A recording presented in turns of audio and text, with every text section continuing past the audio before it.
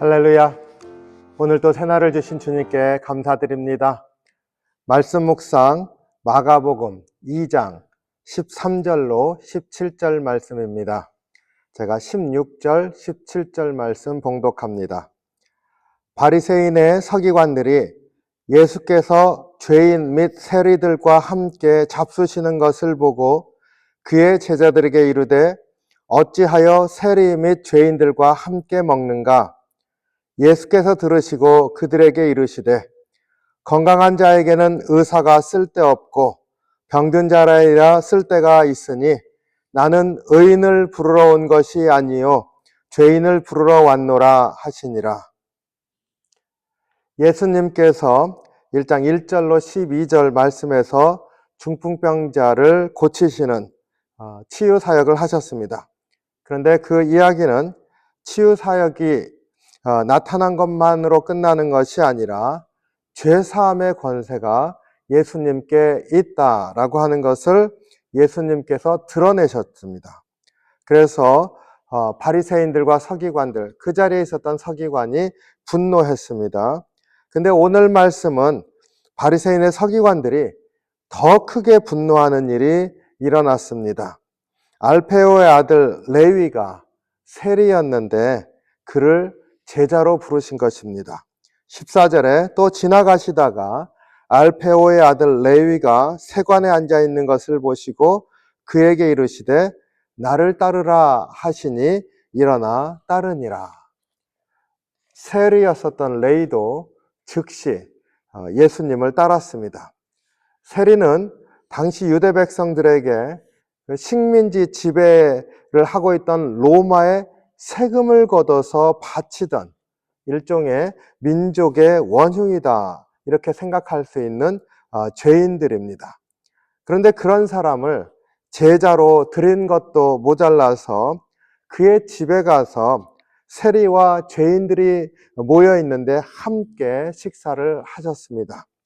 이것은 율법에 죄인에게 가까이 하는 것, 특히 음식을 같이 먹었다고 하는 것은 같이 지낸 것이지요. 그럼 부정한 것을 같이 한 것이기 때문에 그 정결한 제사를 드려야 하는 죄가 됩니다. 그 율법을 어기는 것이지요.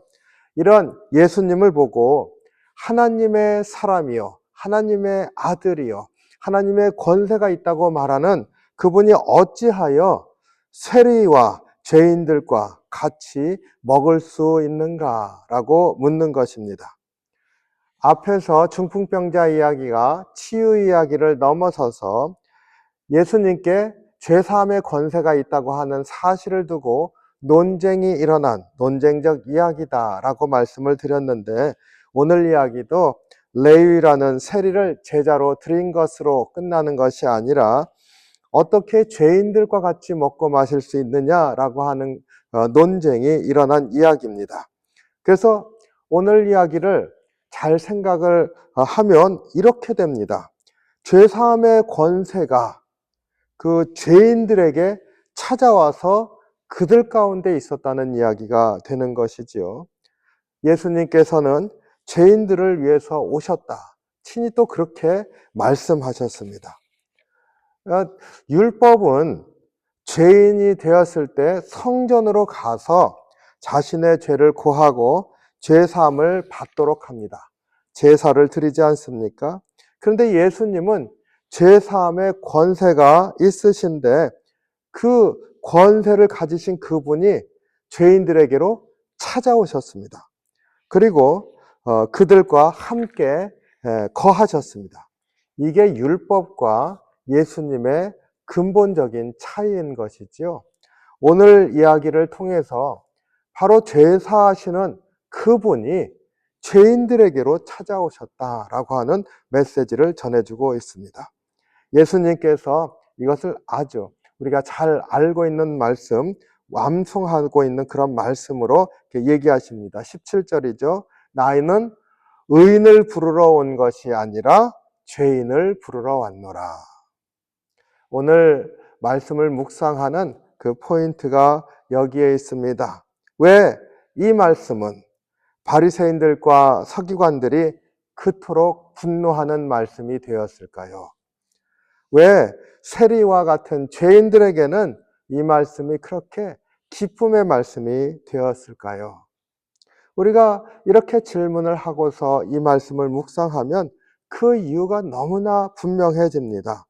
바리새인들과 서기관들은 하나님의 권세가 예수님에게 있고, 특히 죄를 사하는 권세, 하나님만이 하실 수 있는 권세가 예수님에게 있는데, 그 예수님이 그 죄인들을 아무런 이유도 없이, 그들이 내가 죄를 지었습니다, 용서해 주십시오 하고 찾아온 것도 아닌데 오히려 찾아가셔서 그들에게 무조건적인 그 하나님 나라의 말씀을 주시고 죄 사함의 역사가 일어나는 길로 인도하십니다. 이것은 율법과 반하는 그러한 예수님의 행동이지요. 그 율법을 지키고자 했었던 그들로서는 도저히 받아들일 수 없는 그런 것이었을 겁니다. 하지만 죄인들은 어떻습니까? 죄인들은 그저 감사할 뿐이지요. 요한복음 8장에 보면 간음하다 붙잡혀온 여인의 이야기가 나옵니다. 그 여인을 예수님께서는 아무 이유 없이 용서해 주십니다. 그 율법으로 돌을 던져서 처형하는 그 순간에도 예수님은 그 여인을 용서하십니다. 그랬을 때 그 여인의 반응이 어떻습니까? 그 앞에서 아무것도 모르고 아무 말도 못하고 그저 기뻐서 어쩔 줄 모르지 않습니까? 앞으로 죄 짓지 말라. 그리고 돌려보내셨을 때 그 여인이 돌아갔습니까? 물론 갔지요. 하지만 그 여인의 반응은 예수님을 따라다니는 것이었습니다.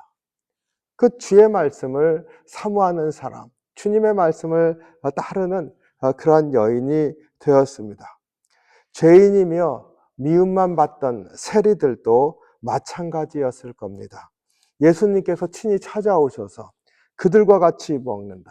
근데 그들은 항상 미움과 질시의 대상이었었고, 그리고 항상 그 박해 받았지 않습니까? 그리고 실제로 그들이 하는 행동은 그럴 만한 일들이었습니다. 그런데 그들에게 예수님이 오셔서 같이 식사하시면서 같이 웃으시면서 하나님 나라 이야기도 하셨다고 한다면 얼마나 그들이 기뻤겠습니까?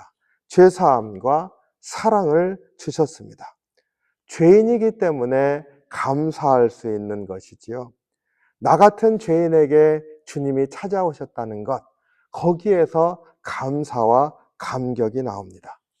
이에 비해서 의인이라, 그래서 법과 절차를 따졌던, 그 율법대로 해야 된다 따졌던 의인이라는 의식이 있었던 바리새인과 서기관들은 그 죄인을 향하는 그 예수님의 모습을 보면서 하나님이 죄인을 구하려고 오셨구나라고 도저히 받아들일 수가 없는 겁니다. 하나님의 마음을 전혀 깨달을 수가 없습니다. 왜 그렇습니까? 죄인을 용서하신 하나님의 마음을 받아들이지 못하는 이유는 자기들이 의인이라고 생각하고 저들은 죄인이라고 내쳤던 사람들이기 때문입니다. 그래서 내가 죄인이라는 고백, 그 안에 주님이 찾아오셨다는 감격이 일어난다는 것을 우리가 꼭 유념해야 될 줄로 믿습니다. 오늘 말씀을 이렇게 묵상하면서 두 가지 기억하기를 원합니다. 첫째는 내가 죄인이고 내게 주님이 죄를 사하시고자 찾아오셨다. 이것을 아는 것이 기쁨의 근원이라 하는 것이죠. 둘째로 주님이 필요 없는 자 같은 그러한 삶을 사는 사람들, 자기가 나는 의인입니다 라고 차마 말은 못하지만 그러나 자의식 가운데 의인이라고 하는 그러한 생각이 있는 사람들, 진정한 구원의 기쁨을 누릴 수가 없습니다. 그렇기 때문에 오늘 이 두 가지를 기억하면서 우리 자신이 주님 앞에 항상 겸손하게 주님께서 나 같은 죄인을 찾아오셨다는 고백을 하면서 기쁨을 누리는 그런 삶을 살기를 원합니다.